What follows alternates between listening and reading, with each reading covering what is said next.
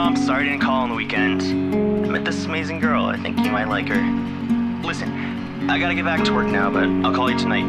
Okay, bye. Love you, Mom. Buddy, that game last night was wild. I mean, how'd you even make that shot? Seriously. I guess I still owe you that drink, huh? See you after work, man. Hi, honey. It's me. Just finishing up a few things at work. I'll be home soon. I'll pick up something for dinner on my way home. And something for the kids. Can't wait to see you. Love you. On April 28th, we remember the thousands of workers who've been killed, injured, or suffered illness on the job, forever changing the lives of their families, friends, and communities. This is the story of how Canada and two special workers made April 28th the day of mourning around the world.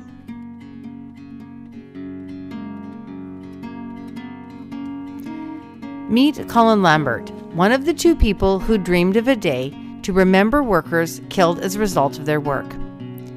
Colin came to Canada in 1968 and secured a job at the Inco mine in Sudbury as an active member of USW Local 6500.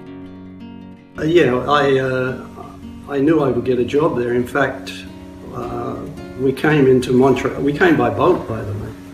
Came over by boat, and we came into Montreal, and then went down to Toronto. And I had an interview the next day with International Nickel.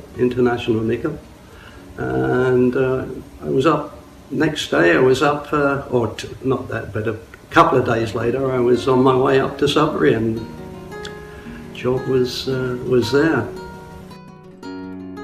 In the 1970s, he became chair of the Mine Safety Committee after a very nasty strike fought over safety conditions in the mine.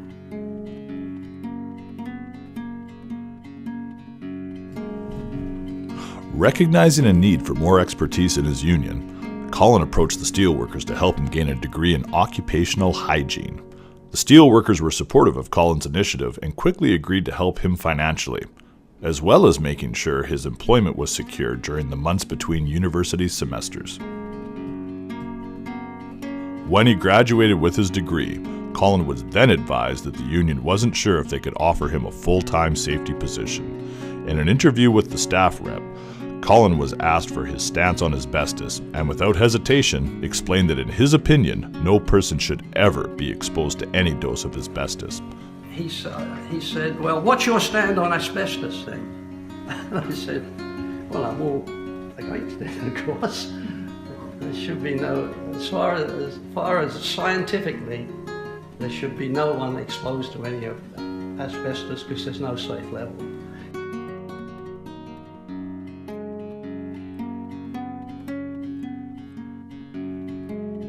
His conviction was met with opposition and earned him being kicked out of the office and sent back to work in the mine.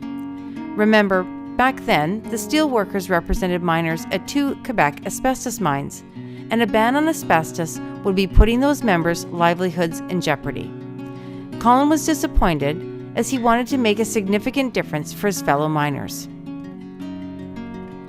Dave Patterson, the United Steelworkers District 6 director, recognized that Colin had a significant skill to offer the labor movement and assured Colin that there were many organizations that would be interested in hiring him.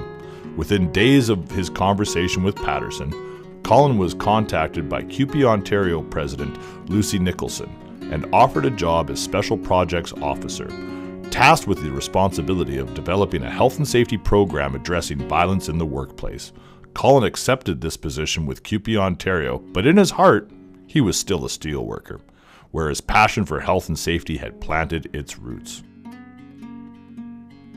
And I didn't really want it. I really wanted to be working with the steelworkers.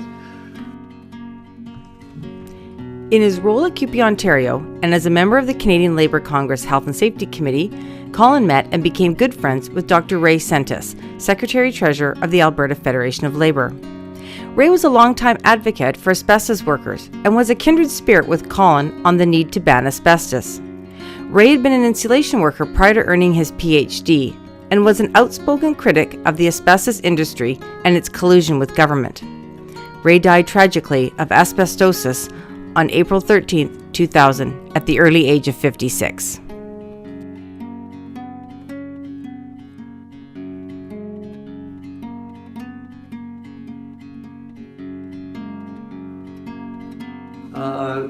And Ray Sentis was a great friend.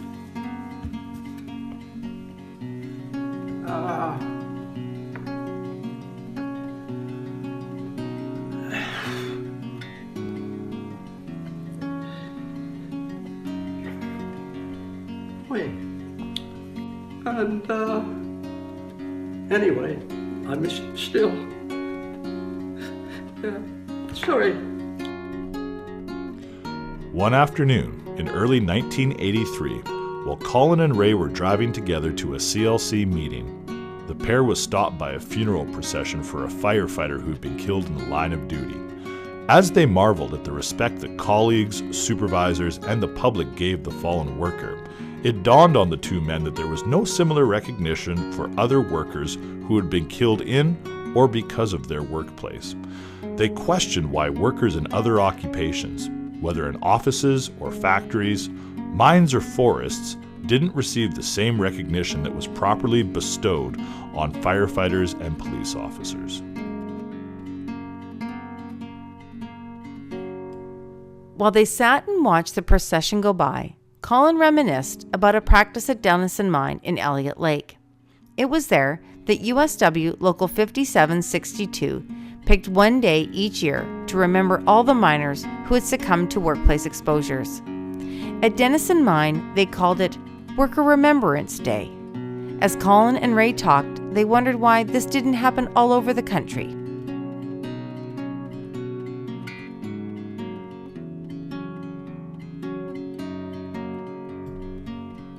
This is where the idea of the Day of Mourning started, at the side of the road while watching a funeral procession of a fallen worker. How fitting.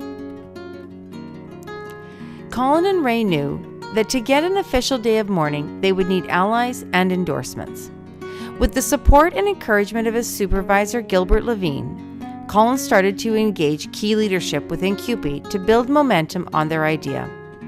It was CUPE BC President Barry O'Neill who embraced Colin and Ray's passion and moved a resolution at the CUPE National Convention in 1983 to observe April 28th as the Day of Mourning. This date was chosen because April 28th, 1914 was the day the Ontario Workmen's Compensation Act was passed, the first of its kind in Canada.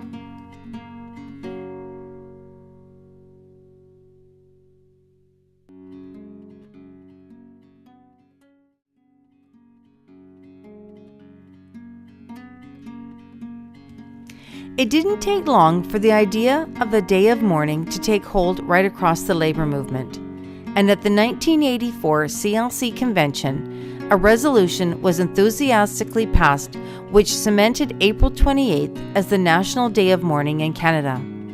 In 1989, the AFL-CIO adopted April 28th as their National Worker Memorial Day, recognizing this bold idea of Canada's labor movement. Over the next decade, more than 100 countries and labor organizations around the world adopted April 28th as the day to commemorate workers who die as a result of their work.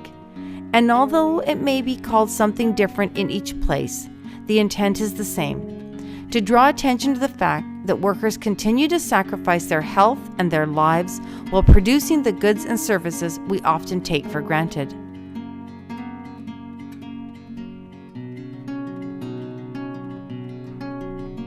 The Day of Mourning offers us the opportunity to stand together with the world's workers to remember those who have died on the job and to reflect on what needs to be done to prevent more deaths and injuries.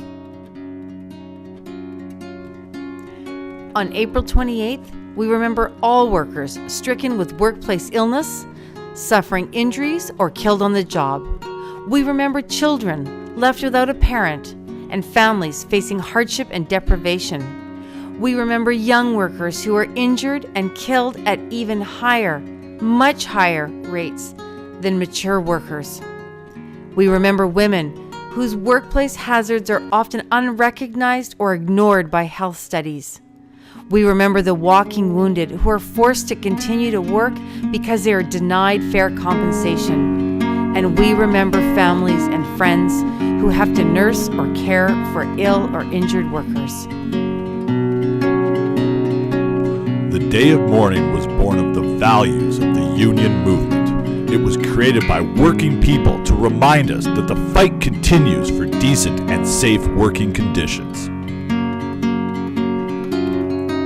As we reflect on the history of the Day of Mourning and the inspiration of Colin and Ray, let us not forget that we must continue fighting for the safety and health of workers now and in the future.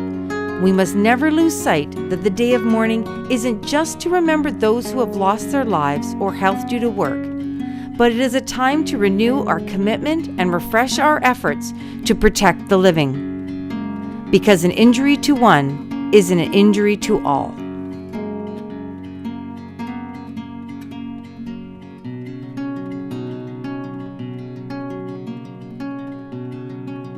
I won't bleed for a paycheck because I feel that it connects on a different level. It's not just I won't take the trash out of McDonald's because I simply don't want to break a nail. You know, it's I won't bleed for a paycheck.